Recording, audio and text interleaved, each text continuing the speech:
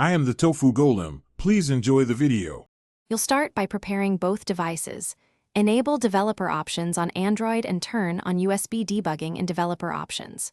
Once done, connect with a known good USB cable to a working laptop port and unlock the phone so the host can see it. Make sure the phone has power above 20% to avoid interruptions. If a prompt appears asking to allow USB debugging from this computer, accept and check Remember. These steps create the secure, visible link your laptop needs to access the device.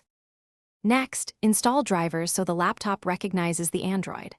On Windows, install your phone maker's USB driver or run Windows Update. Mac OS and Linux generally don't need drivers. Then, pull down Android's USB notification and choose File Transfer, MTP, for file access or PTP for photos. For development, open a terminal and run a DB devices to confirm the device appears. You may need to accept the computer's RSA fingerprint on the phone. These actions ensure correct mode and software handshake between machines. Finish by transferring or syncing. Open Explorer on Windows or Finder on Mac OS or Android File Transfer, and move files with drag and drop. Use vendor apps or Cloud Sync for large backups.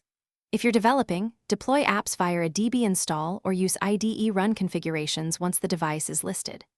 If connection fails, try a different cable or USB port, toggle USB debugging, and reboot both phone and laptop. One key troubleshooting tip: test with another computer or phone to isolate whether cable, port, or device is the problem. Thanks for watching. Consider subscribing if we helped you today.